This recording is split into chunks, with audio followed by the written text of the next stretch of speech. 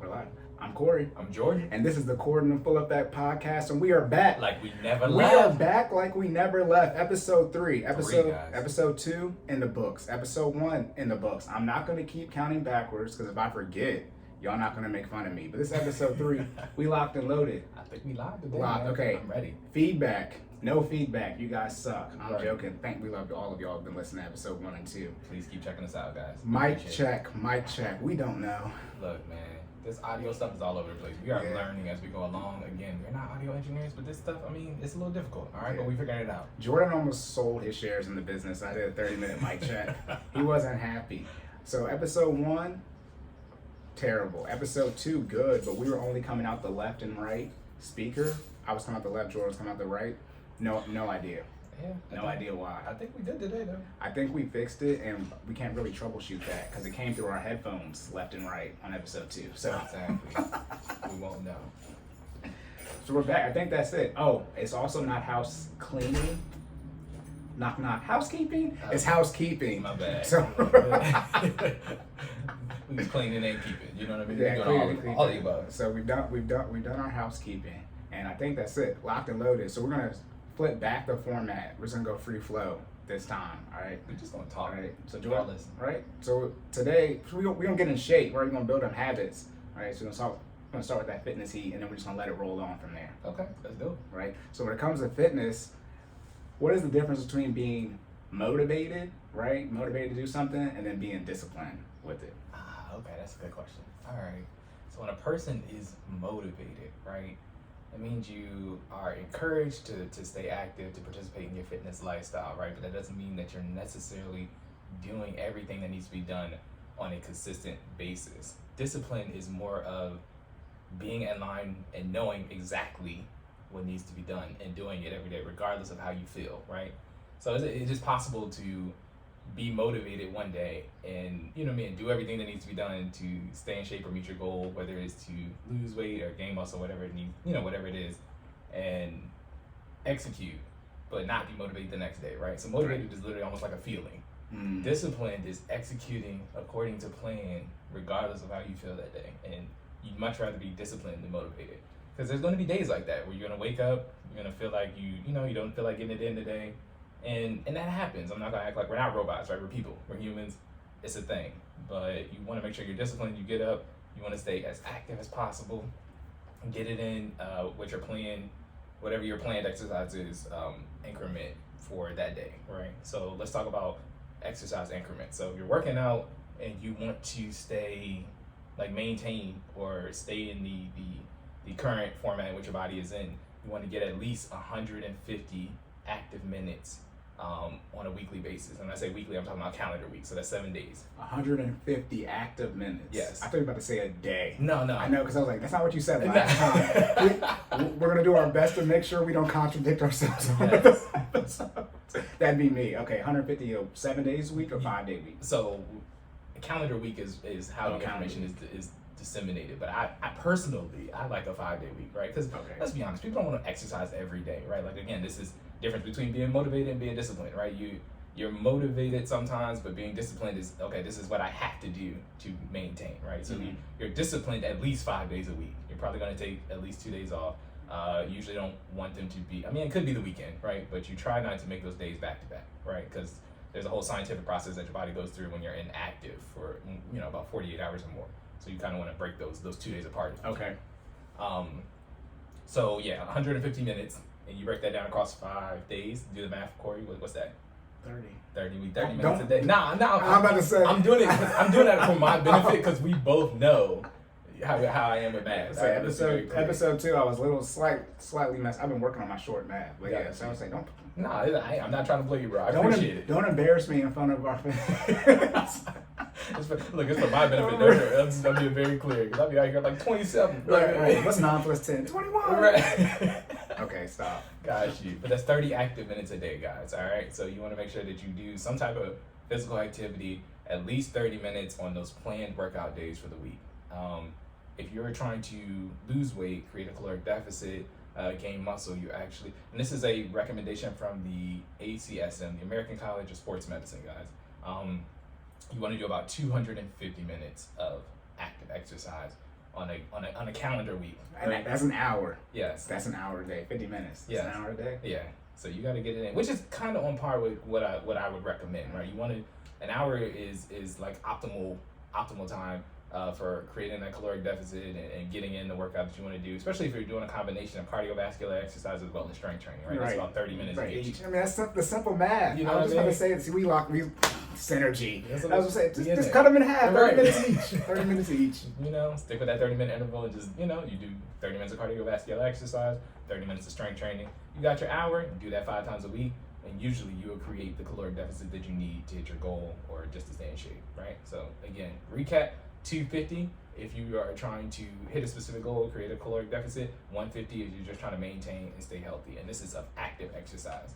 Because I don't know if you know, but there are 2 different types of exercise. There's active and passive. Active, and I have no idea I didn't know that was a thing. So Yeah. explain for everybody, including myself, what the difference is. Okay, so for active exercise, that's probably the one that I think most people are aware of. So those are like your sports, your planned times of going to the gym, your running, your weightlifting, things of that nature, right? A time that is specifically allotted to go execute a plan to do a specific workout or something that is scripted, right?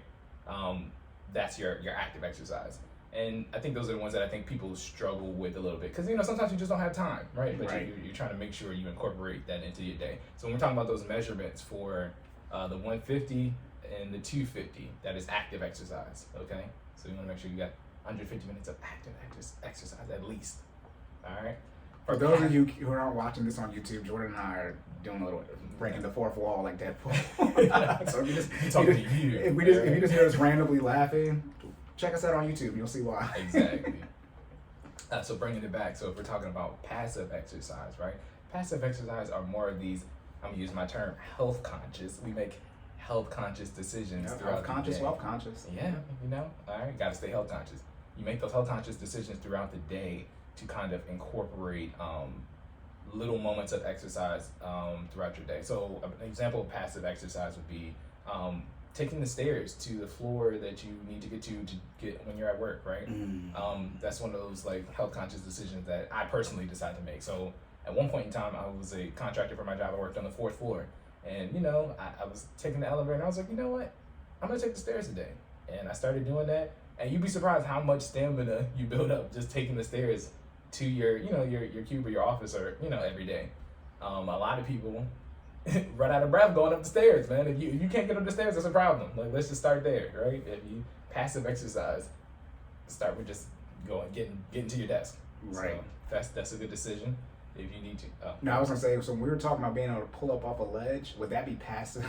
That is life threatening. That's a whole nother category, bro. That's neither passive nor. Okay, that was a bad joke. Look, My bad. if you're hanging on that ledge, get up by any means necessary. All right. You better be active as. That's when your adrenaline kicks in. You're gonna get off that ledge one way or another. That's the definition of an active exercise, because I mean, you're gonna be inactive. My bad, y'all. Don't be inactive. You're gonna because be you decided not to be active. Oh my goodness. Oh my goodness. Look, We're too comfortable now. We on one today. Oh man. But yeah, bringing it back full circle. So those are the 2 categories. But yeah, just executing a combination of both will help you achieve a more balanced lifestyle. So again, I am disciplined when I decide to do a minimum of 30 minutes recommended hour workout every morning, right? And active exercise is one of those things, like it can become really peaceful, really stress alleviating if you do it consistently. Make it a part of your morning routine, guys. I tell this to the FinallyFit crew all the time. Shout out to the Fit fam. All right, I tell them this all the time. Get up, get that work in the morning. You'd be surprised how much it gets you right for your day. It gets your mind right. It's almost like just setting the temperament for the day, right? Like how you're going to execute. You get up, you mentally prepare yourself when you go to the gym, right? Because remember, we're going to the gym, we're staying time efficient when we're in the gym. We're going to execute, we're going to go on with a plan. We're going to hit our cardio as well as our strength training. We get in, we get out. But I said all that to say it's really one of those things that kind of just gets your mind right. I recommend it in addition to, you know, some people get up, they read, they do like morning affirmations. Mine is working out, right? Like some people do, you know, they sit there, read, they get their coffee. I got to get to the gym every morning to make sure I start my day off right. Right. So do you feel, not you, but in general, do people feel better when they work out in the morning or when they work out in the evening? Or is that like some type of science behind that? That's a good question, bro. So take it from somebody who favors both, right? And I know you're supposed to pick a side. Yeah, I favor both, right? There are pros and cons to each side. I would say working out in the morning, you tend to build up more of a structured routine. You get it out the way. I think that's one of the biggest benefits of working out in the AM versus the PM. When you get it out the way, if I decide, I have a rough day at work, the kids are driving you crazy, you just, whatever happens, the stresses throughout the day don't impact the fact that I've already gotten my minimum of 30 minutes of exercise out of the way. If I decide I get home at 6 o'clock, I don't have any other obligations for the day, I don't have to do anything if I don't want to, right? That's the main pro of working out in the morning. But then there's working out in the evening, which also has its benefits, right? If you're just not a morning person, a lot of people, I was not a morning person for a long time. Yeah. Like it had to grow on me. Like, we wake up at 5 a.m. now. A lot of time the sun's not even up yet. And you have to get your mind right to be able to do that. But I will say the first 2 weeks will probably be the roughest patch of adjusting your schedule, because you got to get up, you got to, you got to mentally prepare to get in and get the work in, right? So that takes a little while. But once you get it in, it's good. That nighttime workout though, you usually got the whole gym to yourself, which is also a benefit, right? Like most of the time, like we were talking about, I know last episode we were talking about dodging that person who does the the person who skips leg day. Exactly. Yeah. So you don't have to worry about those people if you're working out, they're not 11 o'clock in the night. Yeah, they're gonna be in the gym for 5 hours. Exactly. They might still be there, but they might still be there actually. So maybe you might have to worry about them. But there are less distractions at nighttime, right? You can isolate, you can kind of take your time if need be. The problem is the wind down afterwards. So usually working out at nighttime, you'll have to stretch out your schedule. You'll be up longer, right? And we talk about how important sleep is to the recovery after your workout. So you want to make sure you get enough sleep, but it's hard to do that if you're going to the gym at 10, getting out, let's say, you're 60, 75 minutes, you're getting out at 11:15, 11:30, right? Then a lot of times your blood is flowing, you're almost like wired up, right? So there's like a decompression period you have to go through before you can actually like sleep peacefully. Mm-hmm. And that varies from person to person, but that could take a while. So for me, I'm up. Again, why I prefer to do it in the morning, I wake up after I work out, right? So if I'm doing that at 11:15 p.m. at night, I got at least an hour before, I'm ready for bed. And then I'm not going to sleep till 12:15 and I'm still trying to get up at 5 o'clock. Exactly. So what are we looking at? 4 hours, 45 minutes of sleep? Like, right. That's not optimal. We talked about sleep cycles before, right? Like, that's not it. So you need at least 4 to 6 hours recommended, right? Yeah. So. And when you're talking about staying motivation versus discipline, that's really short term versus long term. Because when you're motivated to start, right, so like a honeymoon phase, or really in fitness, selling gym memberships, which I did for 2 weeks at LA Fitness. I didn't sell a single membership, but regardless, the sales, people usually sell the most, towards the end of the year, beginning of the year, because everyone has their New Year's resolutions. Right. So everyone's all motivated to lose weight, but then... And you'll notice that's when the specials come out too. Just so you're aware, there's always a discount around New Year's, what I mean? Let me be clear, they're not specials, and I'm not speaking from LA Fitness standpoint, because I'm not trying to get sued.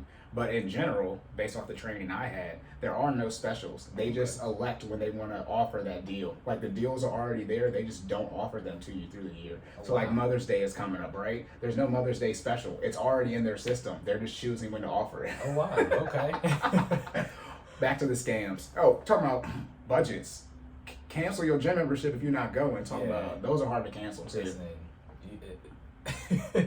A gym, I don't want to say any names, but a gym made me show up in person during a pandemic to cancel my gym membership. You can't. How does that work? Man, look, gym memberships don't play. But back to staying motivated and disciplined, motivated short term, like you're saying, eventually, right, you say motivated, I'm going to get up at 5 a.m. Then one day you're not going to want to get up, and that's when the discipline comes in. So discipline is for your long term goals, and the same thing with finances, right? Right. You be motivated to get out of debt and get on a budget, right? You got that short-term burst of energy, and then something's going to happen. You got to stay disciplined. A sale is going to happen, right? You're going to want to make some type of purchase. Exactly. And that's talking about really just building habits, right? In short, that's also another way to say discipline. Right. You got to build your habits so you can go through the times when you're going to have less energy and feel less motivated. Right. When you feel less motivated, that's when your discipline comes into play.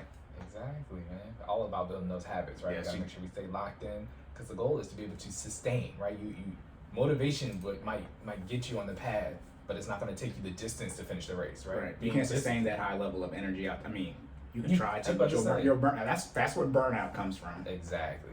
And you don't want to burn out. Don't want to burn out financially. Don't want to burn out from a Yeah. fitness perspective. Right. Well, if you work with me, I'm going to burn you out financially, and that's not intentional. I mean, no. See, I'm just going to do my best not to lie, but also not cuss. It is very intentional, but it's because the lifestyle you likely want to have and the money you want to have, you can't lift that weight yet, and so I'm trying to get you to that point as fast as possible. Right? You want to go on vacation, take trips now? Okay. The entire budget's Exactly. nothing's in there.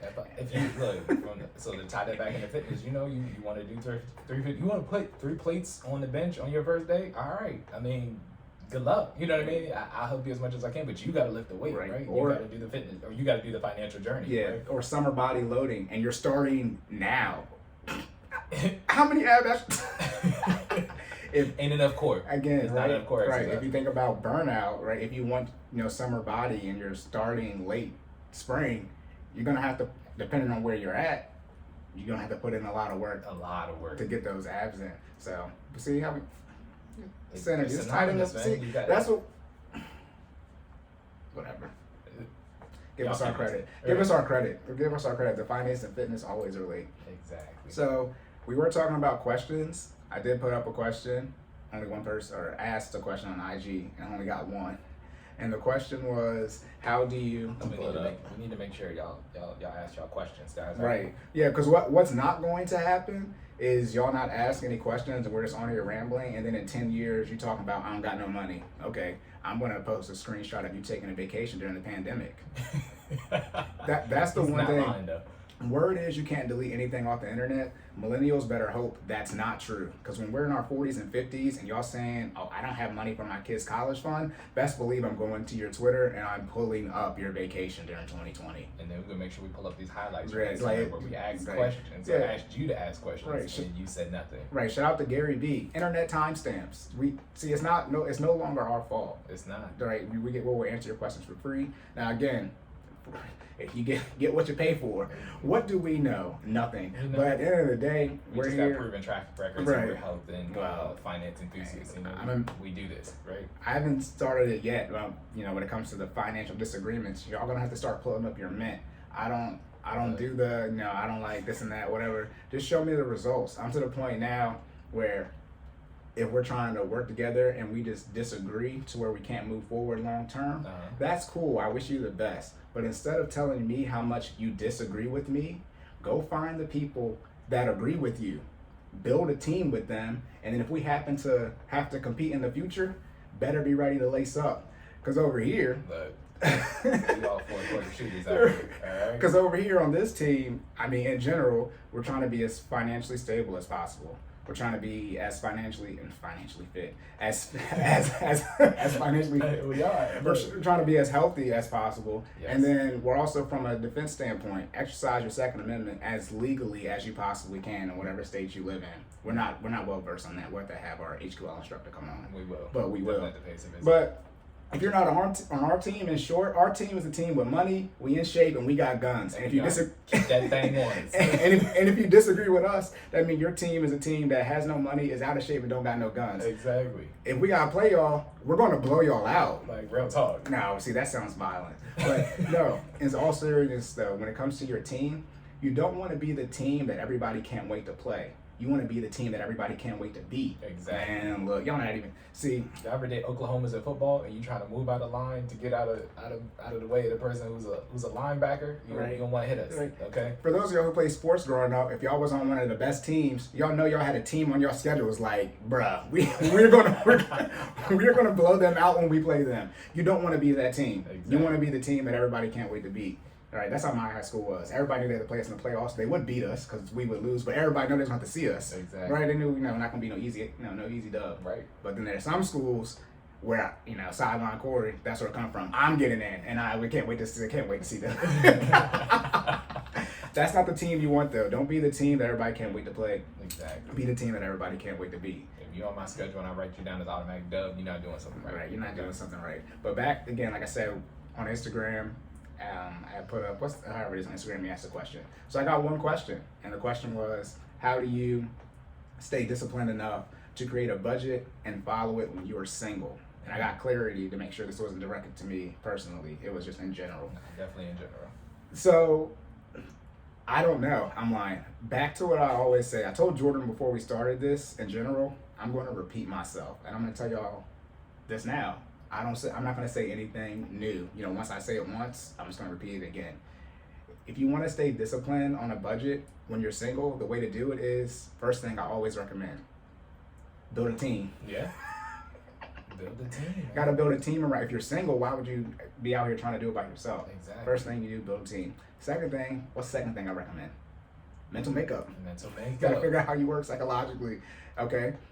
And then that's going to determine how motivated you can be and how disciplined you can be. And when you understand that, that'll be able to let you know where you have strengths and weaknesses when it comes to doing your budget. And again, if you're, like I always say, I'm single. So Jordan's married, so he has another vote. Well, he doesn't really have a vote. He does, but yeah. I do that, John. But when you're single, right? We have I have a budget meeting, but it's just me. So when I'm ready to make a decision, all in favor say aye. I say aye, Is it done? and the decision is made, right? So for those who are married, you gotta have that little squabble about what you guys. It's less of a squabble. It's more like a conversation, but it's one of those ones where like one doesn't equal one. Like if you're a husband, your one is less than her one. Okay? Right. But it's some number. What's yours is hers, and what's hers Is hers, right? Or yours is ours. But you don't have nothing. Right. That's not true, but that's just how it ends up working, right? Happy wife, happy life. Yeah.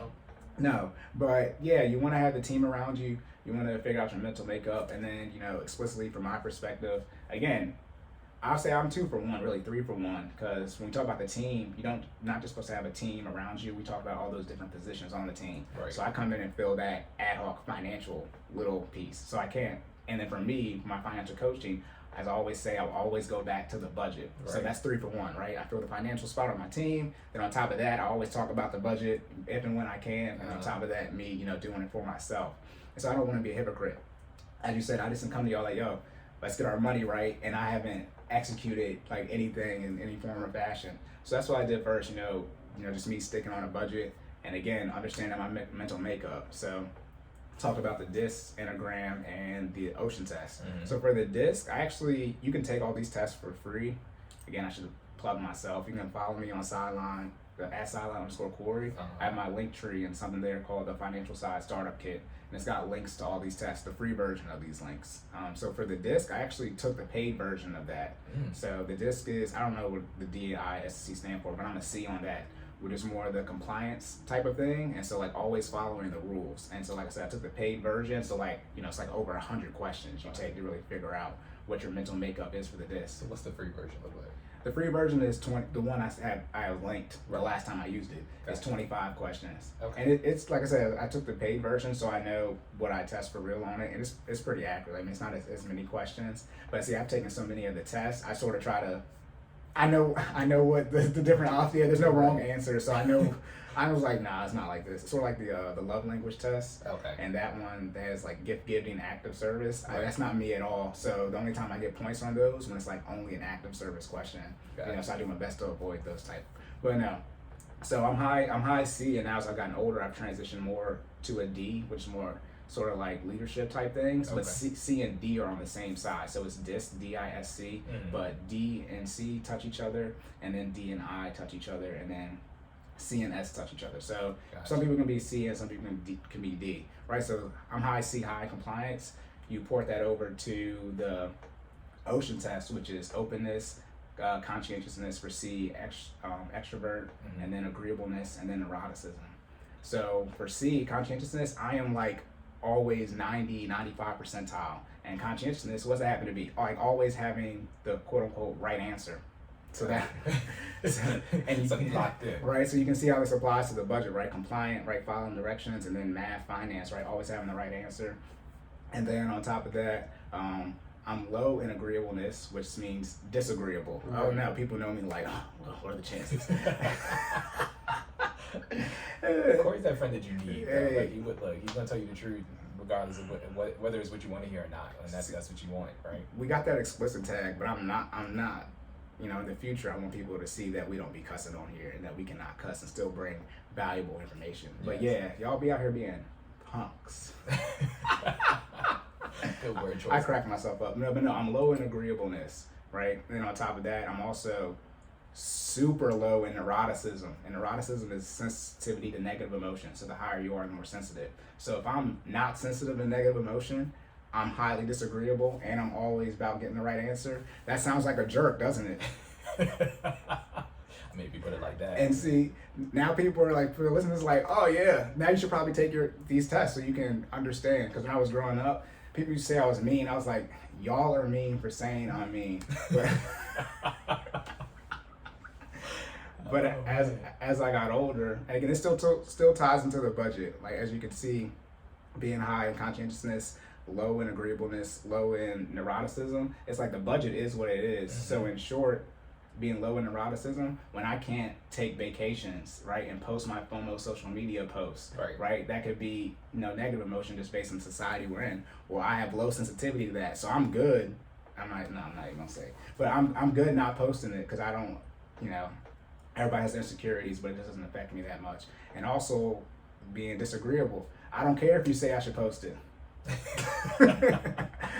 We disagree. Exactly. Right, and then on top of that, my budget, how I operate my finances, we try to tell me all the time I should do, and I'm like, how many times do you tell me I should do something? I'm like, it's not in the budget. Yeah. And you're like, Cory, you have enough money to put in the budget? I'm like, well, no. And that goes to the compliance part of it for the DIS test.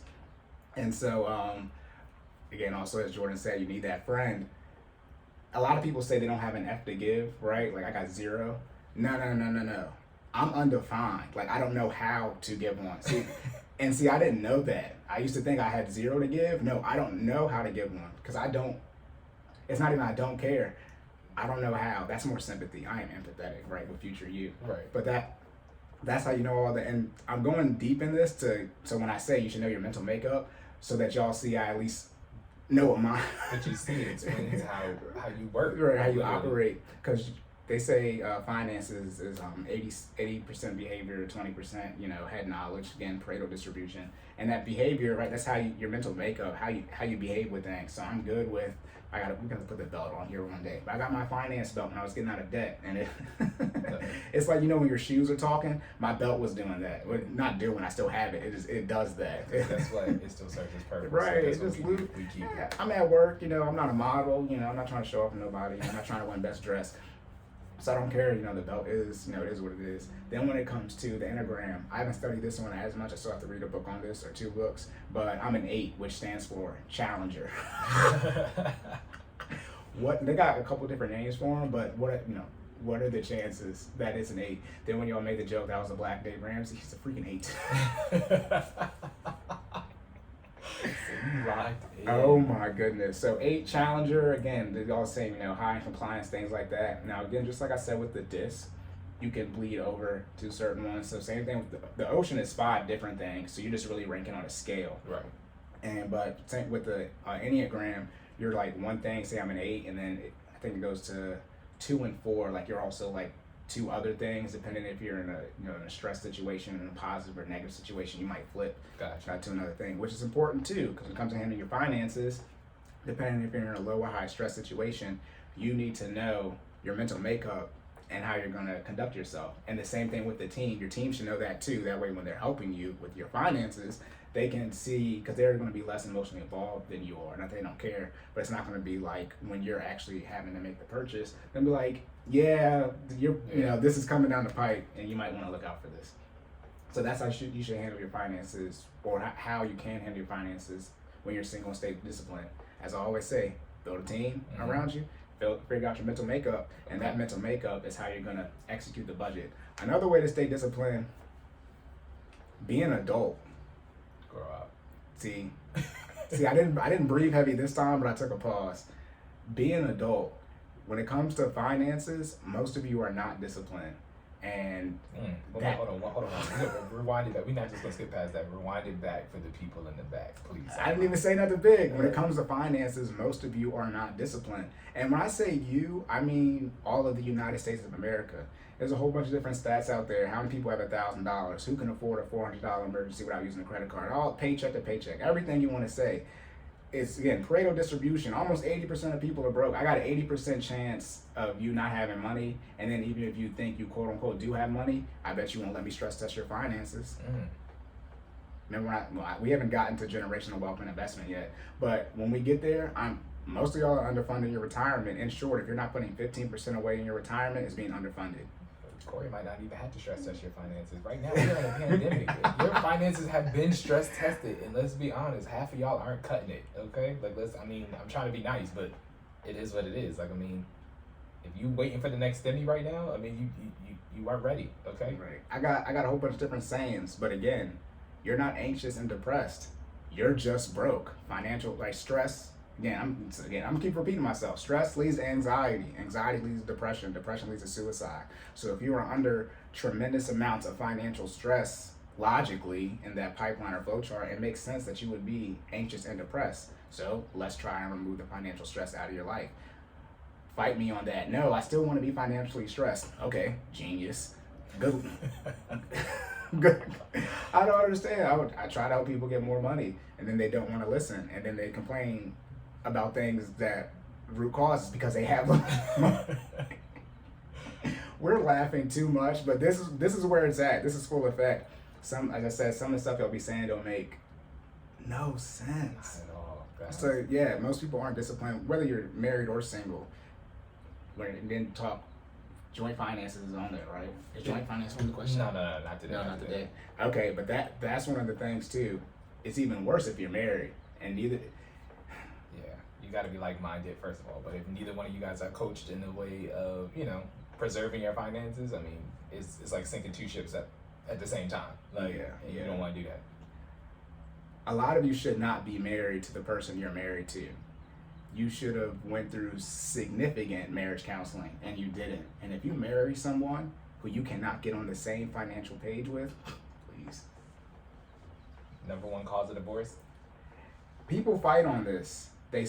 Some people say it's sex, right? Cheating. But then some people say it's money. Guess what the funny thing is? There's one word that sums up both of those, cheating and money issues. But you know what it is? What's that? Infidelity. Okay. When you get cheated on, right, that triggers one part of your brain. When there's some type of financial issues, it triggers the same part of your brain at the same stress level. So people feel getting cheated on and any type of financial infidelity the same way. For those of you who don't think finances is infidelity, there's a company called Fidelity. Oh my Jesus. Tying it all together. You see how I linked right there? We got Legos. We building up foundations today. Yeah, so the main reason for divorce is infidelity, right? In any kind, however you want to slice it. And if you get married to someone and y'all can't come together on your finances, boy. We'll save that for later though and go into that when we get to joint accounts. Got you. Right. All right, so are you good? I got a couple questions. You have a couple questions. Yeah, that's good on discipline. Again, your team and your mental makeup, and really a lot of people set goals that's what I said from the finance standpoint, you do from the fitness standpoint. Who cares what Jordan and I want you to do? What do you want to do? And then we'll help you figure out how to achieve that. And then when you don't achieve it, guess whose fault it is? Yours. There's gonna be a lot more pausing because I would want You ever seen Dora the Explorer when she asks you a question and she just kind of wait? Yeah, that's what we on today. Or give you guys a chance to pause it, and really take this in and think about it. All 25 of you that are listening to it, shout out to y'all. Okay. But hopefully we'll be at 30 next week. Yeah, 30 next. But honestly, set your own goal, and that's what I did with the finances. When we get into that investing in generational wealth, because I love talking about offense and making money. Well, I'm about to. Like I said, I got a lot of married men gonna be upset when we start talking about investing and actually having money. Y'all don't even want to know how much money it takes to do that stuff, just off of what you want to do. But we'll save that for later. That's a whole thing. That'll be one episode, and I'll make it very clear when we're gonna do that. Gotcha. But that's one thing. So yeah, that's good on discipline. You know, when you make a decision, like I do, my mental makeup. I know when I make one, I'm gonna do it because that's how I work. Yeah. For those of you who aren't wired that way, gotta have a team around you that can help you. Accountability partners. I think I know what my personality type is, but I should probably officially take the test. Just Right. so See, what figure you it out. shouldn't have done is said that you haven't took it yet on the podcast, and now I feel embarrassed. That's I know, I'm okay. joking. Look. You already told me that on the phone. It is. Oh no. It is what it is. I'm like, keep it 100. Keep it 100. I say that sometimes. I'll be like, you be like, I think I know. Like, no, make me feel good. Let everybody know my coaching just doesn't help you. You're also going to retain the information. So make me proud. Make me proud. No, but yeah, that's it. So you said you had a question. I do. Or you have questions? I have questions. 2 or more. Yes, plural. Okay. So I know you talked about the financial house before. We talked about Okay. laying that down. So I think we kind of highlighted on an emergency fund, but I guess what I'm asking is, what constitutes as an emergency? Like when do you actually qualify to use your emergency fund? Right. Do you have any more fitness stuff you want to do? Because this. Go ahead. I'm fine. This could be it. It's all good. Because I think this is an important one, right? Yes. And I don't want to answer for you, but I No. think that financial house and the emergency fund tie together. So I Yeah, want they people do. to kind of grasp that concept where. Right. The emergency, again, financial house, this is something I made up. Gotta get with our lawyer and figure out how I can copyright this. Financial house is all me. 4 walls, I didn't make that up. But you need a roof and you need a roof and you need a floor or a basement. All right, so floor would be insurance in this case. Excuse me, emergency fund. For the emergency fund, it's what I recommend is saving that for those who want to pay off their debt after they pay off their consumer debt. Okay. Right? So you follow the Dave Ramsey method. Baby step 1's $1,000. Then you pay off all your debt in baby step 2. Then baby step 3, you save 3 to 6 months of an emergency fund. Gotcha. Okay? So that's not, now we're building your floor, building your basement. You're talking about like what constitutes an emergency. Right. To each their own. To me, the only thing, what I define as an emergency is something that is truly unplanned, right? But that is something your insurance wouldn't cover, so, right? Because if you have a medical emergency, you would Use your medical insurance. right. And remember, what's the 5th thing in the financial house? Your insurance, Okay. that which outranks your emergency fund. Gotcha. Excuse me. So before you have your emergency fund, quote unquote, saved, you would make sure you have the proper insurance in place, right? Remember talking about having car insurance, right? On top of like that. Right. And people are underinsured on their car insurance, they don't have enough liability. You got to be first, you would be, make sure you're not underinsured. And then, so let's say something like, stick with a car, I said, your tires go out. That's not an emergency because emergency is something that is unplanned. Gotcha. Right, regardless of the degree, it has to be unplanned for it to be constituted as emergency. It is planned that you are going to need new tires. Now we don't know when, but it's not a surprise. Like, oh no, I have to get new tires on my car. You can talk about a house, right? Your HVAC system. Let's say your heat goes out. I can promise you, like I said, your heat is going to go out. Right. So you should already have that money set aside. Now, as I was telling you, breaking down, like, So if it's set aside, then it no longer constitutes. if an you emergency. got the money there. Okay. Now, for me, because I've listened to plenty of people say who take the debt payoff route and then say the emergency fund after they pay off all their debt. They say, hey, I can pay off all my debt, but I can't save the emergency fund. So I was like, well, it's the same thing. Right. You just keep doing it. So for the emergency fund, that 3 to 6 months, that is, well, let's first clarify 3 to 6 months on which end you should be on. That way I can have that nipped in the bud. Okay.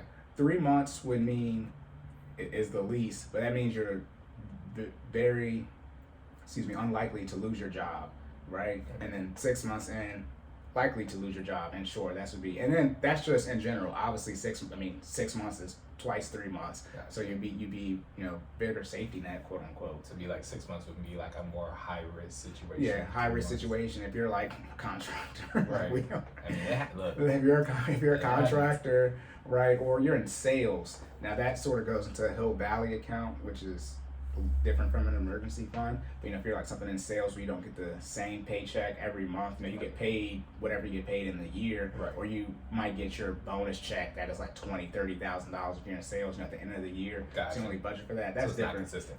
Right, and like I said, this is the general information. You have to reach out to me so I can tell you like exactly what to do and how to manage it. But for that 3 to 6 months, you save that as fast as possible. Okay. Just like how if you're crazy getting out of debt. I mean, the emergency fund, it shouldn't even be a discussion on whether or not you save it fast or quickly. You should, if you don't have an emergency fund, you should stop paying for anything that isn't debt or necessities if you're still going to have debt, and save up your emergency fund for emergencies. Gotcha. But that 3 to 6 months for me, as I've been listening to people who pull from their emergency fund, right, and like, oh no, now I don't have the money in emergency fund. They'll pull money from their emergency fund for HVAC, for their tires, things that are known to happen, but you don't know when they're going to happen. For me, that 3 to 6 months of expenses saved up for your emergency fund, that's just so that if you lose your job, your kids don't know. That's it. It's not actually, it's an emergency if you lose your job. Right. But that's just so you can have a cash flow or a burn rate of 3 to 6 months out of emergency fund. Gotcha. When you have something like HVAC, tires, et cetera, maintenance type things, you would have that not in a separate account, but that's a separate, that's more money on top of it. So let's just say your expenses is $5,000. Jesus, that's a lot. Let me drop it down to 3. Most people's not 5. Okay, what they doing, Corey? So let me drop it down to 3. So 6 months of that, it'd be $18,000. Gotcha. Right? That's just so if you were to lose your job for 6 months, you would be able to essentially take a paycheck, maintain quality of life, right?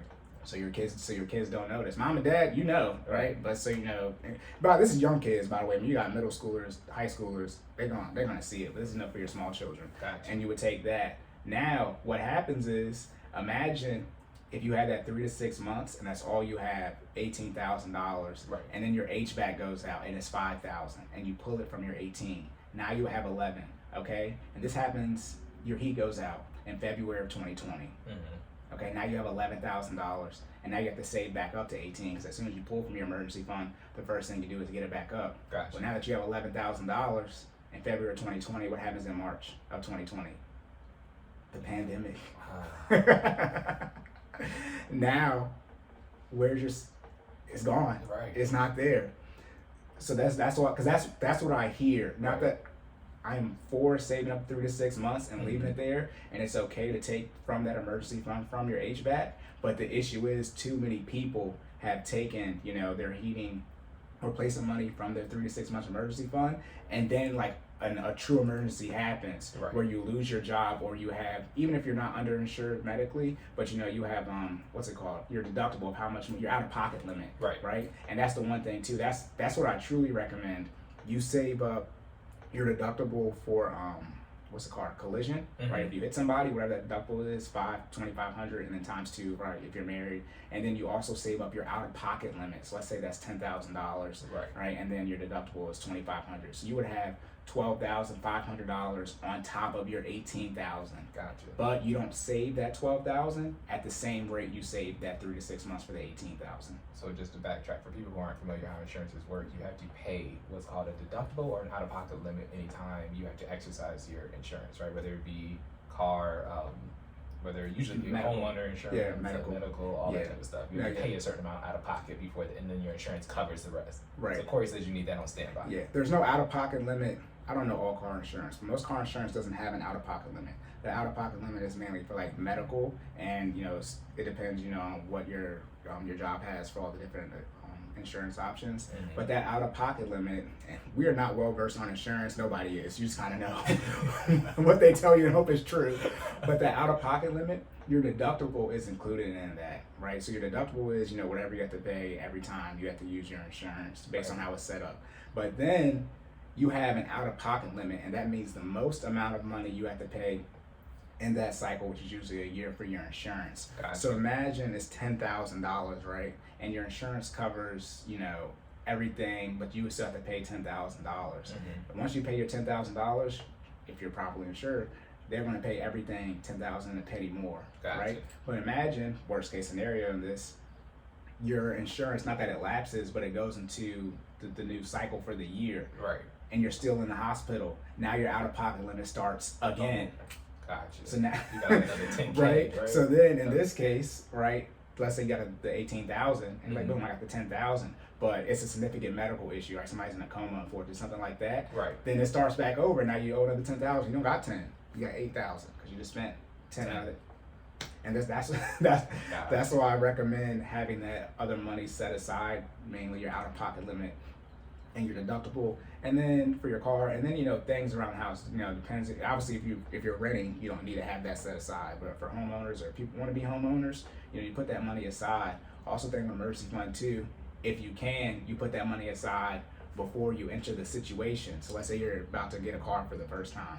You want to have your deductible already set aside, so if you get in an accident on the first day you have your license, which a lot of people do, you have the deductible. Drive better, guys. You have the on your first day. Yes, drive better on your first day. But that stuff happens. So that's why I recommend that, because I've heard so many people have the emergency fund in place, and then they get sucked down from quote unquote non-emergencies, and then an emergency happens, and then they have no money, and guess what they get back into?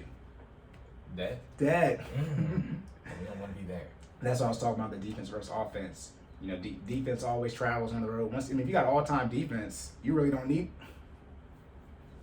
defense wins what? Championships. Offense wins games. But if you got an all-time defense, you don't really got to do you just don't got to mess up on offense. And that's what happens with your finances. You got the proper insurance in place. You have an emergency fund, and again, for me, emergency fund is a high cash position, and then on top of that, you actually have cash saved, so you can cash flow things with a high cash position. And then you can protect all of your investments, because you never want to have to liquidate your investments before you have to, and or create a taxable event when you don't have to, which would be like withdrawing from your 401k, taking a loan to cover some medical issue or some housing issue or the pandemic. And that also creates a what, Cory, a taxable event? Yeah. Look, Raphael, no, we don't want to. Look, okay. Not talking about taxes right now. Okay. We already told you on the first two, no taxable events if you don't have to. And again, Dave again, he doesn't recommend you invest until you have your emergency fund saved. Right. The last thing you want to do is pull from your 401k because you elected to neglect your emergency fund. That's what most people do. They don't have an emergency fund saved, and so they take the money from their 401k. It's like, just save for the emergency fund. It's going to cost you less money. Right. But makes sense. I mean, we're in the pandemic now, so the rules have changed. So I really haven't memorized them, but they're less penalties for taking things out due to COVID. But it sounds like everything's about to end this year. So when we're on podcasts like 50 or something, the government at least is back to the same rules pre-COVID. Exactly. And that stuff hit hard. But yeah, that's it for the emergency fund. Got you. No, I appreciate that. No, yeah. So those out there who are wondering, I know I was, on exactly what constitutes an emergency, because what Cory's saying is that if you're prepared for everything, right, you necessarily shouldn't have to tap into that emergency fund until an actual emergency happens. And a lot of us, I think, are confused on what we thought an emergency was. Right. So, I mean, the only real emergency is a medical emergency. I mean, every that's the one that's number one should be number one on everyone's list, a medical emergency. The other only emergency, I say, you feed yourself first, then you feed your house, then you feed your car. I mean, if you get in a car accident and you're okay and the other person's okay, that's not an emergency. I mean, it's a car. And this is talking about prioritizing your goals. right. Two people have flipped. we might not. I mean, we know how to talk about car accidents, but maybe we're a little less sensitive. So we're gonna segue from that, right? We're gonna go right into this next one, right? Okay. So we're talking about emergency funds. So next question is protecting our loved ones, right? So how do we go about properly protecting our loved ones financially? Right. You just want me to go more in depth to the financial house. Why didn't you just say that? Right? So I gotta lead you in, bro. Right. I mean, again, we got time, but still. Repeating myself again, financial house, right? So your grocery bill first, right? Food. Then second is shelter, right? Utilities and your rent or mortgage. Third is clothing. Fourth is transportation. And then fifth is insurance. Life insurance. That's how you properly protect. I mean, that's not you protecting them, but from a financial standpoint, that's what you put in place. You need to get life insurance. Term life versus whole life, they're both better than no life. All right. Term life is, you usually get it for anywhere from 20, 25 years to 30 years, and it's recommended that you get 10 to 12 times your income. So if you make 50K, you would get at least 500,000. Okay. Now the one thing, I got my term life during COVID, but it's believed, they sort of made things harder, because a lot during the pandemic of the entire world, everyone wants to get $1 million life insurance. Right. So some things might be a little different when you go get it, but you do have to get a physical. Okay. Right, and they give you an A+, an A, whatever you test on your physical, and that does impact how much your premium is going to be. Just like if you get a lot of tickets and you get a lot of accidents, your premium is going to be higher. Gotcha. The same thing for life insurance, depending, what your blood work is in the physical. If you're a smoker, you just like car insurance, you might not get covered. So that is the. It's a possibility, right? That is the case with life insurance. If you're a smoker, not just cigarettes but marijuana. You can lie to them if you want, but they are going to do your blood work. Gotcha. So that does impact it, but the term life, it's so just to segue from that, fitness, right? Bringing it back full circle. Right, go ahead. If you got to stay in shape and take care of your body. Remember, I was telling you, if you don't put that work in on the front end, you'll end up paying for it and time and medical appointments and prescriptions on the back end. Well, now we can add insurance to that, right? If you don't have if you're not healthy enough to get covered, right, then not only are you doing a disservice to yourself, you're doing a disservice to your legacy, right? And what were we talking about? Generational wealth. Okay, we need to make sure that your kids are covered and your kids' kids are covered, right? We're trying to pass that down. No. So if you're not healthy, you can't get covered. If you can't get covered, you know what I mean? You have nothing to pass down. No. So we're gonna have to. I told Jordan I'm gonna do the budget for CNFV so we can figure out, because we still got to get a whole bunch of new equipment. Yes. After doing this, but I'm trying to save the generational wealth and the legacy talk for when my man, he's a pastor, when he gets on. Because I got some bio. For the black people, a lot of us grew up in church. I might be spiritual now. But most of y'all grew up in church. I got some Bible verses for y'all. But I'm gonna wait till we have a pastor on, so it doesn't sound like I'm just. Right.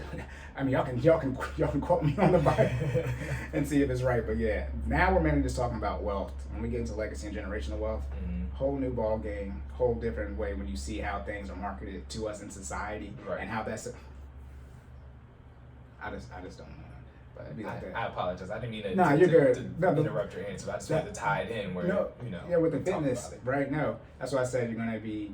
Most of you are, from a health standpoint, are putting yourself in a position where you're gonna pay for prescriptions that you can't even pronounce. Shout out to Patrice Washington for that. Y'all gotta take the arrogance of not taking care of your health, and thinking you're gonna be able to spend the wealth that you're working on building in your older age. Imagine taking care of everything else but yourself.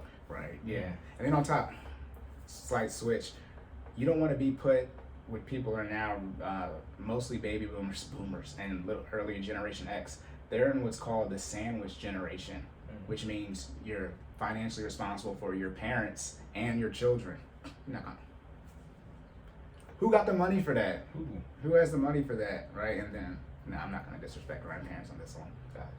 I don't want to do that. Okay. But as you were saying, that the life insurance ties into the wealth and the legacy. Because if you unfortunately were to pass away early, you leave $1 million behind, not taxable, all clear cut, good to go. And you're talking about other things put in place to protect your family. This is all into the defense, but the estate planning. That's overall what this is. Your estate planning. That's where you have your wills, you have your life insurance, and you have like your passwords. So your account now, right? We're in the new age, right? And everything's set up so that not if you pass away, but when. The people, if you're married, your spouse, they don't have to go through all this stress of figuring out where everything is at. That's the one thing I talk about finances. You're always going to have the emotional stress there, but we're going to do everything we can to eliminate the financial stress. You don't have to worry about, hey, do I not have enough money for this? Yeah, you got enough money for it, and you can just take, because just think about a funeral. I've helped plenty of people who come in, because funerals usually a 1 week turnaround. Exactly. Right? 7 days. White people's like 2 days. That's not a joke. That's just what they say. Right. They say black people, we don't stay dead longer, but I guess we don't. Anyways, we don't spoil as fast. Hey, back to, remember the last one we were talking about, the enemy of my friend enemy. It's the enemy of my enemy is my friend. We were close, weren't we? Probably not. But it's oh my God, I can't wait to chop up that video. But no, yeah, for something like a funeral, right? High emotional situation, very high emotional stress situation. But what do you want to do when you have your funeral? Sorry about this, y'all. Yeah, we got the dog showing up. What's up, Pharaoh? It's all good. He's on the podcast. No, but so what do you want to do when a funeral comes into play? You want to be able to just get that cash right out. But if you can't get the cash right away, or you might not even have the money in place to pay for the funeral, that's going to be a very, very stressful situation. And you want to put yourself in the position from setting up an estate plan where you're like, hey, this is what I want done for the funeral, and this is the money set aside So that's what comes into play when it comes to protecting your family. And again, also insurance on your car. You want to make sure you have the right amount of liability insurance. For most people, your liability insurance is probably at around $100,000, especially if you have a lien on your car, you have a loan on it. But once you transition to buying a house, you need to be in a position where your insurance covers all of your liabilities, or quote unquote your net worth. Not your net worth, but all the assets that you have, right? So your net worth is your assets minus liabilities. You just want to make sure your liability insurance covers all of your assets. So if you have a $500,000 home and your liability in your car insurance is only $300,000, you're underinsured by at least $200,000. And yes, your car insurance needs to cover all of your assets, all of them, because people do get sued out here when they get into car accidents. Gotcha. So you want to be in a position where, if unfortunately, it might not even be your fault, but you go to court and you lose, right? And also car insurance too, you can pay for lawyers with your car insurance as well, and medical bills. And that's why I said necessities, debt payments, investments, and then lifestyle. Insurance is fifth. You Right. put that proper insurance in place, that's defense, so you never have to worry about that again. But you only have to go back and update it, as your wealth grows and as you have kids and things like that. Gotcha. Okay. Yeah. No, I appreciate that. We need to make sure we protect our kids, our legacy, right? The whole point that we working on our reps, we getting stuff ready, right? Financially and fitness wise, but we want to make sure we do take the necessary steps to leave what is necessary behind, right? Right. That muscle memory, try to get you to build the habits as fast as possible. Gotcha. Right? We keep teasing the generational wealth and legacy. They're like, yo, that better be good. Right. Boy, look. Listen. I'm telling you, when these Bible verses get put up, I'm talking about the black church, I'm ending everything. I don't care. Guys, So we got to kind of prep y'all for that. We got to get y'all ready first. You can't just take that. because y'all gonna be upset. So I got one more for you. Okay, we have another one. You good? Okay. So I know you kind of mentioned this high level before. I think we kind of talked about it, but there's two types of debt payment methods.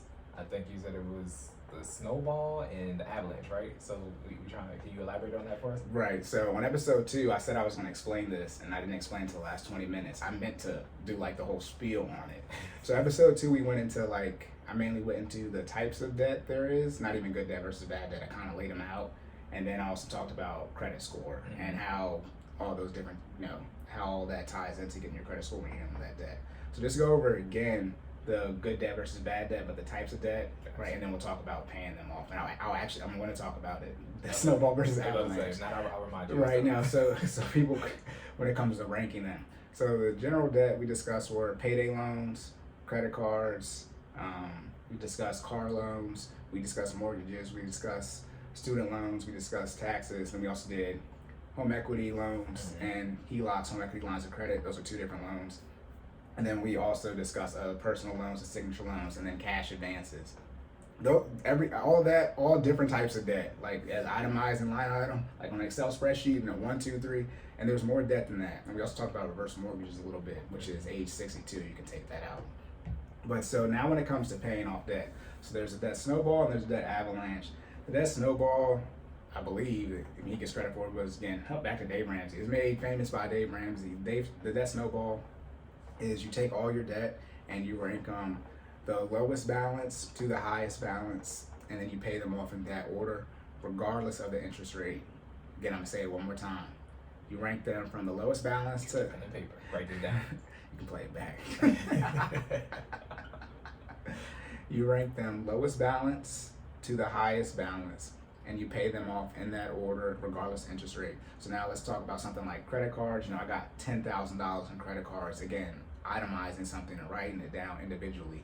If you have 3 credit cards, one is $2,000, one is $2,000, one is $6,000, you would have those each listed, individually. So 2, 2, and 6 for $10,000 in credit card debt. Now for the avalanche, I don't know who gets credit for making this, but the person. Well, no. All right. But for the avalanche, you rank things highest interest rate to lowest interest rate, and you pay them off in that order. Again, for the avalanche, you rank them highest interest rate to lowest interest rate, and you pay them off in that order, and again, you itemize them. Now, I talked about credit cards. Student loans, they get a little tricky because people can have student loans all over the place, or you have one payment, but it gets dispersed to multiple loans. You can you can really do that how you want to. I would say if that gets confusing where you have like 10 student loans, you make one payment but goes 10 different places.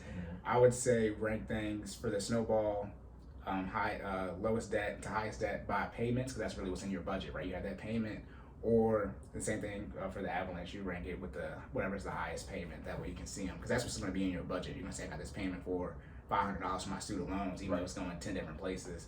That's the easiest way. You can do it where you itemize each of those student loans, but depending on who your lender is, which is usually Navion, and they suck. They suck. I mean, they're supposed to suck, but they're like the best at sucking. They suck. That's a lot of work to like go in and say, okay, let me pay this loan, individually, on top of my payment. So you can do it that way. Again, like I said, I can help people set that type of stuff up. But no, so let's stick with the debt avalanche. So the debt avalanche is faster than the debt snowball, and you also save more money since you're paying off the highest interest rate. Now, when I say it's faster, you save more money, that is just strictly on paper. Where it is from Northwestern, I think it is, people don't complete paying off debt when they use the avalanche method. And that's because of they got the motivation but not the discipline. Not the discipline, and it also ties into your mental makeup. Mental makeup, right? And remember, finance is more behavior than it is math and numbers. Just the behavior, the mental makeup, or the discipline you gain from the avalanche, it's not possible to sustain it. And I wish I never made up examples for this for numbers, so there's too many. Right. But just think, and again, for the avalanche and the debt snowball, back to the budget, you have to execute the same budget for both of these. So you can't execute a different budget for one than the other and say one worked but one didn't. Right. At the end of the day, if you're putting $1,000 towards your debt every month, it truly doesn't matter whether you use the avalanche or snowball. The difference, I ran, there are a whole bunch of different debt totals out there and interest rates. Right. But it's not a lot. It's not like if you use the avalanche, you're going to save a year versus the debt snowball. That's not the case. It might be a month or two. So 60 days down.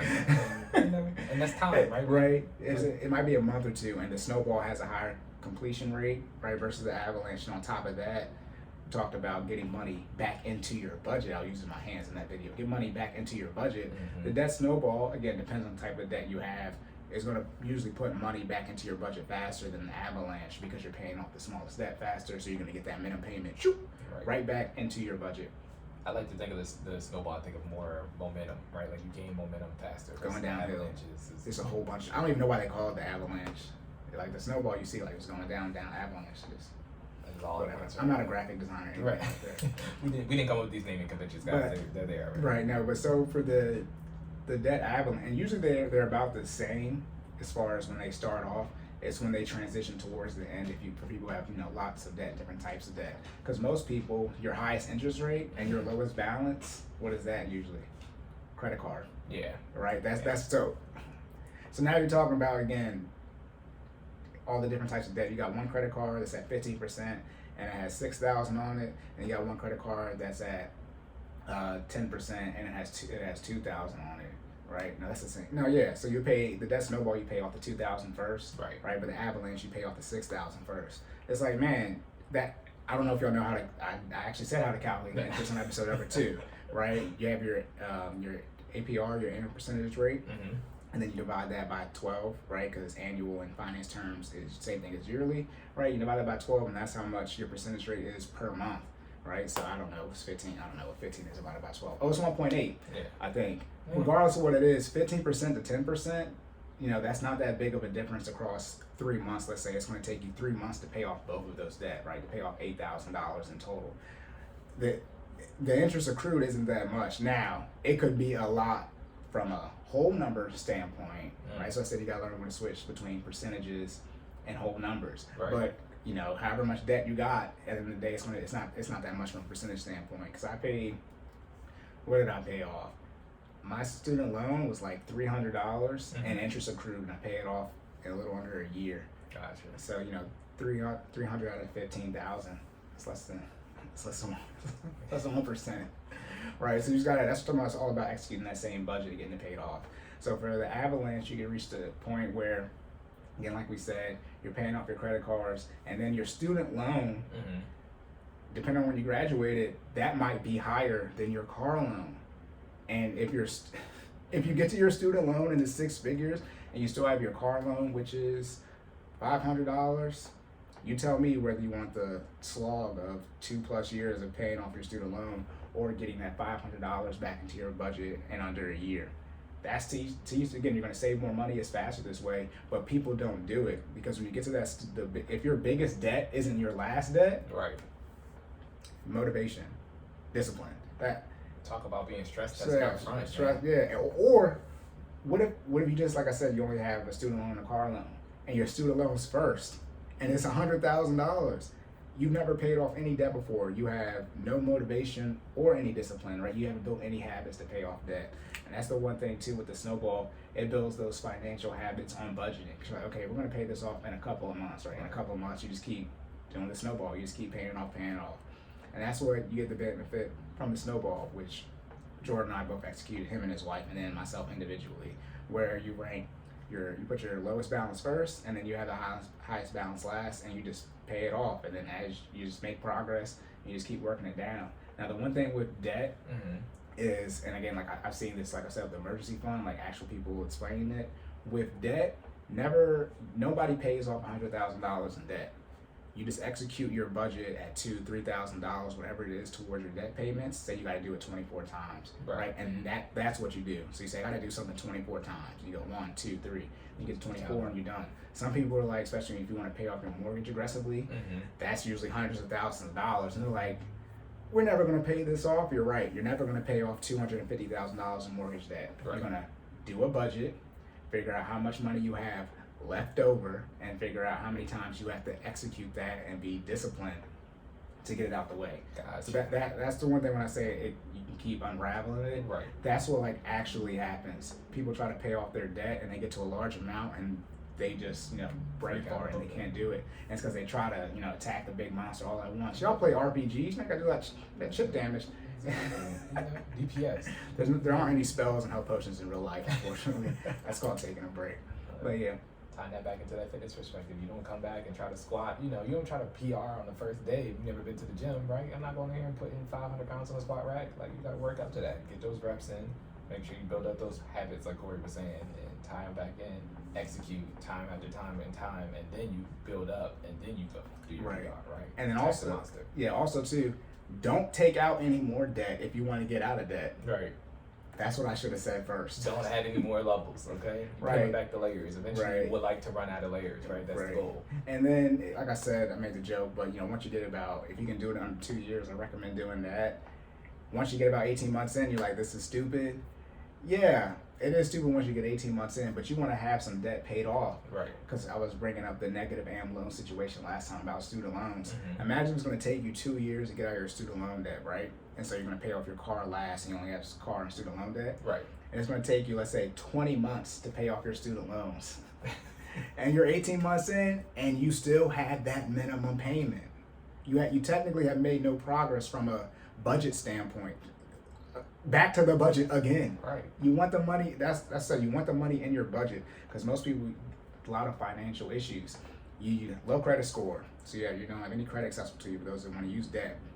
You have an income issue per se. You don't make a lot of money. You have an outgo issue. Your expenses are high. You have no emergency fund in place, and you're not in a high cash position where you can't cash flow little expenses. Right. It's gonna be. I can fix all of that actually. It's not that hard. But the first thing we're gonna try to do is get money back into your budget, right? And get on a budget and stop money from leaking out, right? No going out to eat, just having your grocery budget, things like that. But when you get that money back into your budget, we talked about emergencies, right? Being able to cash flow, and that's what happens when you get. That's both of us experience that. When you do the debt snowball and you get those debt payments back into your budget, stuff is going to pop up because you got to roll that dice and.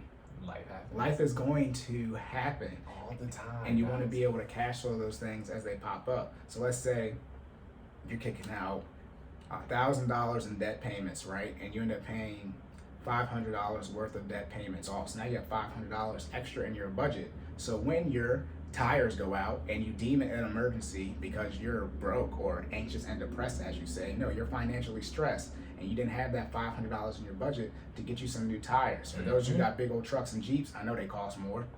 Sorry, you should hope you make the money to I hope you make the money to pay for it, right? But you don't have that $500 in your budget, and then so what do? You go back into debt for a non-emergency. Right. That you failed to plan. Right. You feel. And that's the thing. You don't have to. That's the one thing with finance. Like I said, Jordan can't do push-ups for you. He can show you how to do them. I can do the whole financial thing for you. You just gotta tell me how much you make and what your expenses are, and that's why you see like a lot of athletes. I call them triple A's: athletes, actors, and artists. Mm-hmm. They have people take over their whole financial thing. Yeah, you give me power of attorney. Don't give me power of attorney. I wouldn't do that. But people have investment professionals, and they can make all their investment and financial decisions for them. Right. That's what fortunately you can do on the financial side of things. You just have to give me the answer to the question. You don't actually have to execute it. You just have to listen to what I tell you to do, and the progress will show up because X minus Y equals Z, and we're trying to get to Z. Yeah. I think that's the one place I think we differ on finance and fitness, right? Completely. 100%. Jordan can't do anything for you. At all. You got to get out there and get this work, okay? I'll be there to coach you, but that's all I got for you. Yeah, he's completely useless. You'll be watching, like Jordan's in shape, and he can show you how he got in shape. And my finances relative to my age and to all statistics in America are relatively in shape. But I can actually get your finances to where mine are at. Right. Jordan can't get you. He can't. Yeah. I'll be there. Like I said, coaching you on, but you got to put this work in. All right. So does that make you useless? Oh no. But see, what we're doing is we're actually encouraging them to not only be motivated but disciplined, right? We're still building up those habits, so then they're gonna put the work in, right? They're gonna listen to me when I say you got to do these push-ups and you got to get those exercises in on a calendar week. Get those 150 minutes in, right? Right. You got to get those reps in. But that's what we both do, though. We anti-single point of failure. You want to be independent. You're going to be dependent at the start, obviously, if you don't know what you're doing.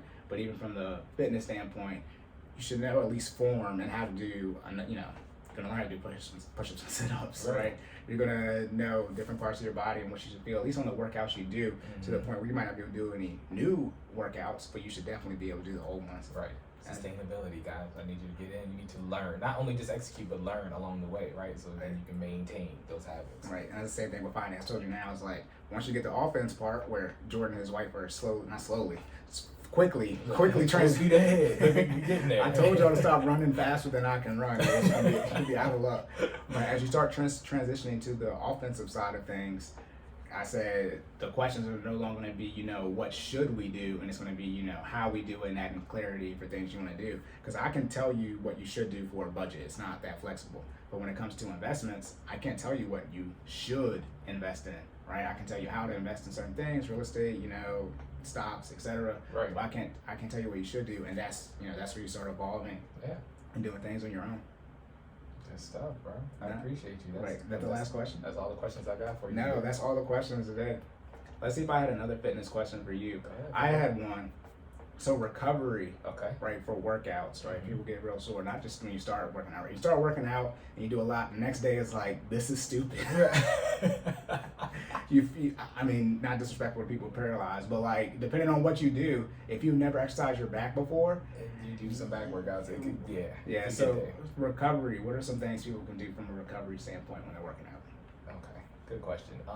So let's be clear. The first day working out sucks, right? Like Cory said, it's just going to be a process. The key is to, again, build up those habits and come back. From a recovery standpoint, let's start from the top. So stretching, right? You need to make sure that you're stretching pre-workout as well as post-workout. Recovery starts as soon as your heart rate begins to normalize and slow back down. So I know, again, shout out to FinallyFit.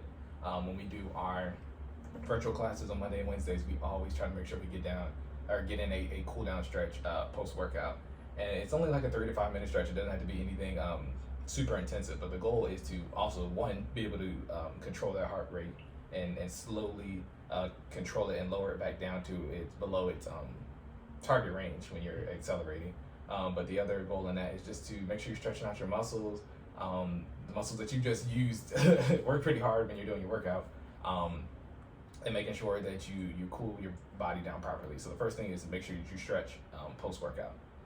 Second, I would just make sure that you are eating properly. So this is where diet comes into play. You have to make sure that you're giving your body what it needs to not only recover from the workout that you just completed, but make sure that you're getting ready for your next workout tomorrow. And that's when the breakdown for macros comes into play, and making sure that your body is calorically aligned to your goal, as well as consuming enough protein to be able to allow your body to recover. So there are 3 different types of macros. There's proteins, fats, and carbs, but proteins come into play specifically for the recovery process, because I think I mentioned this before, when your muscles are ripping, you're actually breaking the proteins in your body apart, and then you're adding protein in when you're eating, when you're consuming it, to allow that muscle to recover and form into basically a bigger muscle. So it's almost like ripping, repair, and then it recovers into a larger muscle than it was before. So make sure that you're consuming enough protein.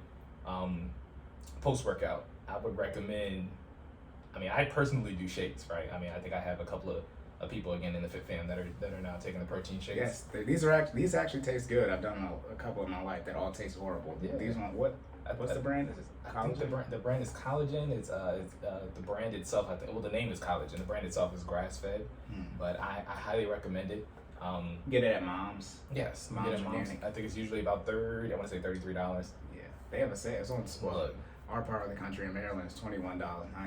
Yeah. The $10 back in the budget. Exactly. See, I didn't pick up 2. Shout out to Moms. But yeah, saying all that to make sure that you are consuming the right amount of protein. Also, for those shakes, you just want to make sure you mix it up. So like Cory said, sometimes consuming those protein shakes can be a little dull. You want to make sure that you're incorporating the right ingredients so you can get them down. But definitely doing shakes. If you're not a shake person, or you just want to consume a different type of protein in general, you can always just eat an extra serving size of lean meat. So I recommend like some grilled chicken, 30 to 60 minutes post a workout. Grilled chicken, you can have some fish. I would try to stay away from your red meats, but if you absolutely have to have some steak, you can do that too. We'll get into that in another episode. We'll talk about what you should actually eat. Yeah, right. And moderation and all that type of stuff. Yeah. But yeah, so just make sure you're consuming protein, stretching, consuming protein, and sleep. I know we talked about this before, but making sure you're getting the recommended hours of sleep. I recommend 4 to 6 hours. I'm not going to go into the cycle. If you want to hear about those details, listen to episode 2. All right, so I'm going to plug us back in there. Right, we're going to be at the point where we got enough where y'all can binge watch. Exactly. That's about to be episode 10. We got a day's worth of content for y'all. Right, we're putting this time in, all right? So you have some stuff to listen to. But yeah, so definitely make sure you're getting enough sleep, eating what's necessary, and stretching. And I think that's it for immediate recovery processes. I would definitely say those are at least the top 3 that you got to get. There are other things, right? Right. I was going to bring up the Epsom Salt bag. Okay. All right. Well, yeah, you can definitely do the Epsom Salt, right? So Epsom Salt kind of has is associated with certain recovery properties. You definitely want to make sure you are taking it in a bath format. I know we're adults, and a lot of guys are probably like, oh man, I don't want to take baths anymore. No, take a bath. Yeah. Okay. Get a pedicure too. Listen, take care of your body, bro. Listen, I'm not gonna act like drink water. Yes. Water plug every episode. We're gonna make sure you guys are consuming enough water. That in the budget, right? Yeah. Look, drink enough water. Okay. Put that on the soundboard. Look. I don't know that. Yeah, man, we're just gonna make sure we keep getting all these daily plugs in. What is Epsom, like? What does it do though? Like, why? Or do you know why? You probably. No, I don't have the actual scientific answer of what Epsom salt does. It's put like this. It says it on the bag. It does. The directions say pour Epsom salt into a nice hot warm bath and soak muscles for about 15 to 20 minutes. The question is, does it work? It does. Okay. I listen. I use it too. It doesn't work. I was just being facetious. It doesn't work. I'm an avid consumer of Epsom salt, right? So I've used it for collegiate sports. I've used it now in my trainer lifestyle, and it works, man. If you're ever just sore and you need some type of immediate relief, you can use Epsom salt. There are also tools now, so I recommend massages, right? Yeah. So there are tools that you can use now where you can actually give yourself a pretty ample massage. And I would definitely recommend using those massage tools to beat out problem areas. So particularly for me, like my quads get really sore after leg day, biceps if you've really pushed on, arm day. Hammies. Exactly, hamstrings. You just want to make sure those things stay loose, right? If you're going to continue to work those major muscle groups, you got to make sure that you loosen them up, recover properly, and execute accordingly. Right, and if y'all are listening, Jordan just told y'all to spend some more money. This episode is just laughs. We've just been laughing so much. That's 3 episodes in, and the comfortability is peak shape. But no, again, Jordan, got to spend money on your health, right? And that's back to the financial house. Remember, I said you not just feed yourself, but you take care of yourself first, then your house, and then your car, right? Those are the 3 main things: transportation, your building that you live in, the house that you live in. And then you take care of yourself. That's where the fitness comes into play, and that's sort of in that insurance section, where you might need to go see your doctor, like if you haven't seen one, or go see your doctor more. You might need to get a personal trainer. Back to the grocery bill, the first thing, you might need to add these protein shakes or etc. Into your diet so that you can pay for these things and actually live a better life, so you have energy to have more money to invest in, pay off debt faster, and live a certain lifestyle. So you definitely got to tie them in together, guys. You got to make sure you maintain your fitness as well as your finances, right? And then, so when it comes to like recovery, like how do I recover for putting all this work into the budget? You can't. What are you gonna recover from? I'm joking. So the one I'm gonna get, because we're coming up on it, I forgot to actually explain like what the debt snowball and avalanche means, like how you pay it off and you use that next payment. I'm so sloppy, but this ties into the debt, paying off debt, because that's usually when people get stressed out and they need to recover. Again, back to setting goals and prioritizing things. You need a plan. If you know you're going to pay off your debt, let's say in 2 years. Again, I keep saying 2 years, that's the goal, and that's usually how long it takes, 18 to 24 months.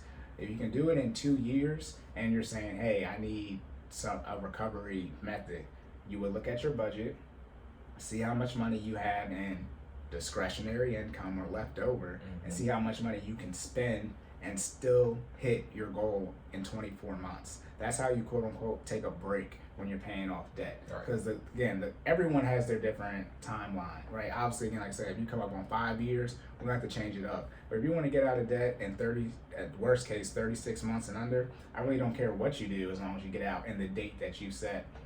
That's the same thing I did. 2 of my best friends got married, both destination weddings, paying off debt. Went to both of them, and we had bachelor parties. So we was at the strip club. Shout out to Showcase Theater. So when I talk about being on a budget, right, and not spending money, I didn't do that. I still, like I said, I went to 2 destination weddings.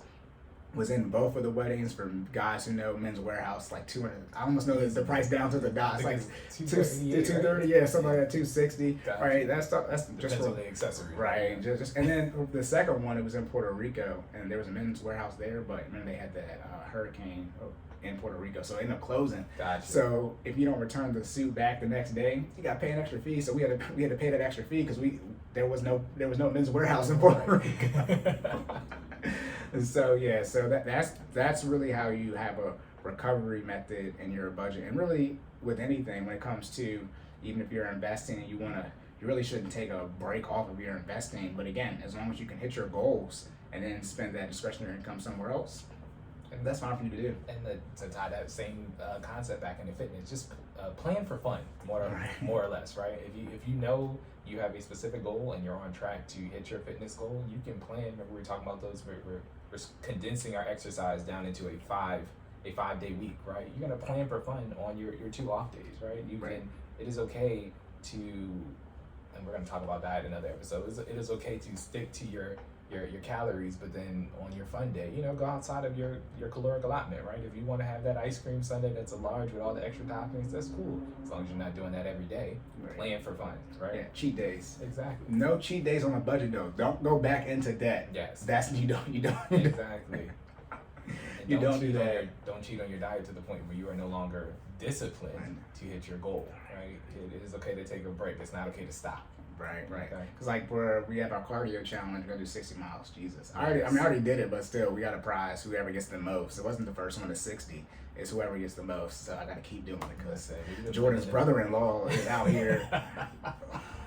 Anyways, putting in those miles this month. But for something like if you have to do cardio, like I don't like running, right? But I will go out here and play basketball for an hour or 2. That's Same thing, just different exercise, but it's something I'm motivated and disciplined to do. I am neither motivated nor disciplined. I'm only doing it because it's a challenge, like, because, I'm competitive. Other than, if it's just like, look, if there wasn't a prize, I'd already be done. I would have did 60 as fast as possible, then I would have stopped. But this also goes back to that mental makeup. Yeah. Tying it full circle. So I know from the fitness side, right? I know making things a challenge usually motivates people to kind of do a little bit more above and beyond what their usual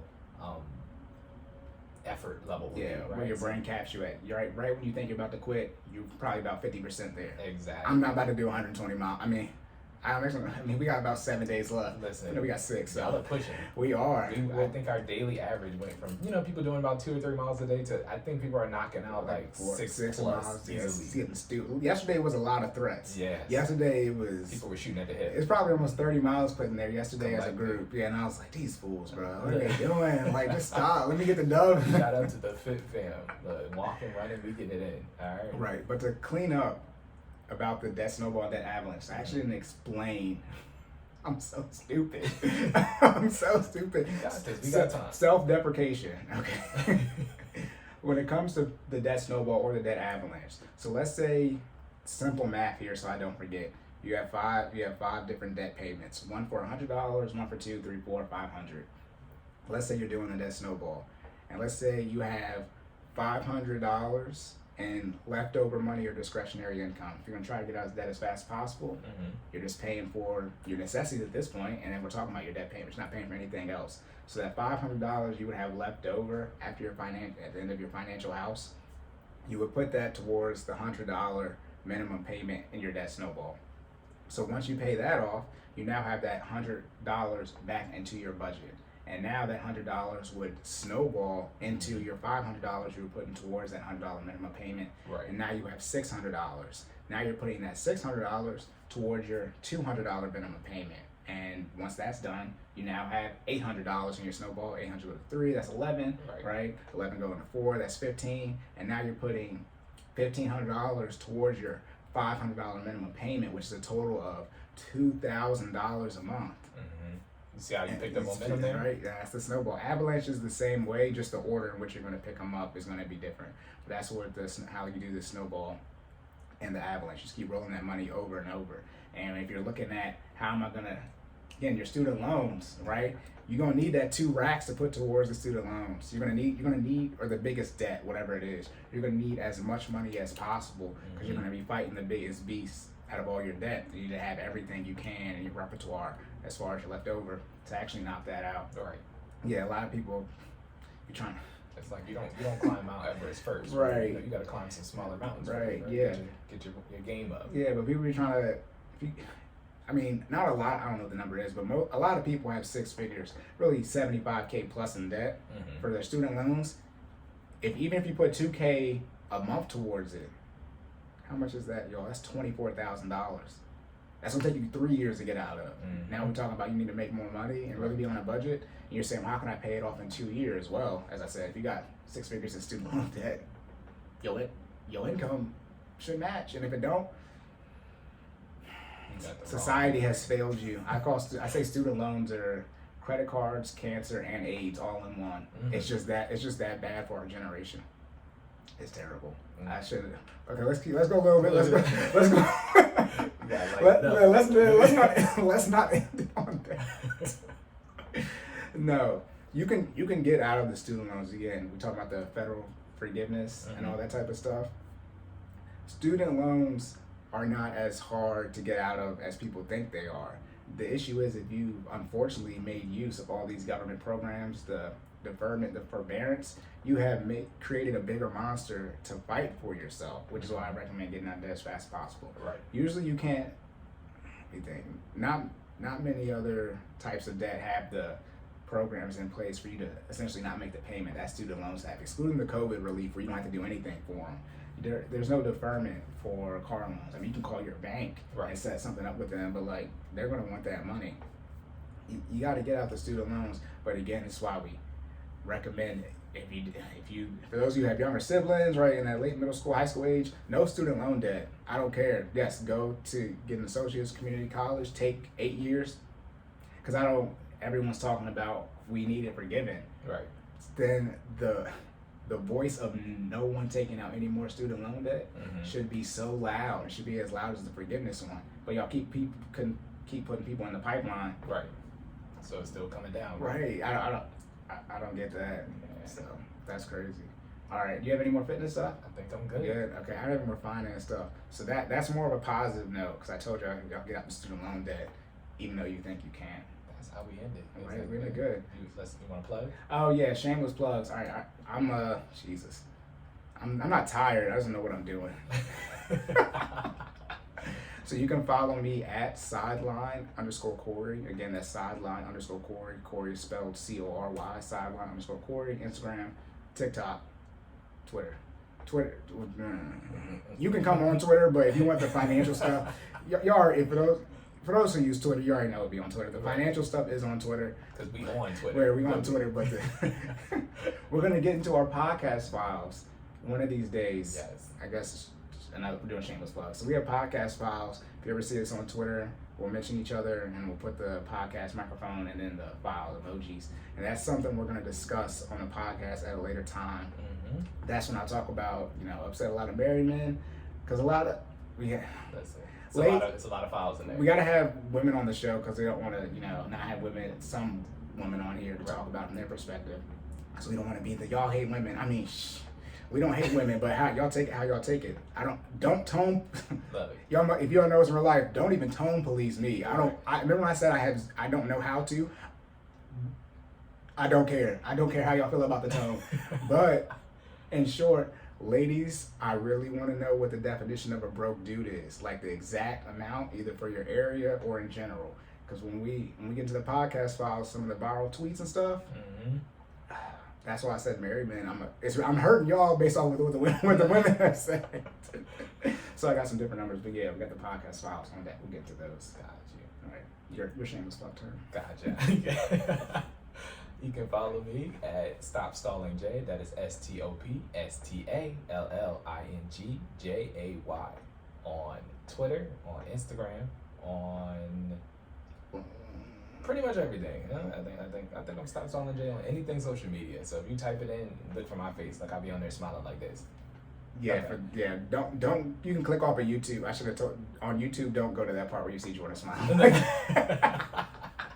No, and then your business page. You can follow us at FinallyFit06. So that's FinallyFit06 on Instagram as well as YouTube. All right, and then you can check us out at www.finallyfit.live. We have a website. And we offer virtual classes on Monday and Wednesdays. Guys, come check us out. Yes, give Jordan and his wife money. Look.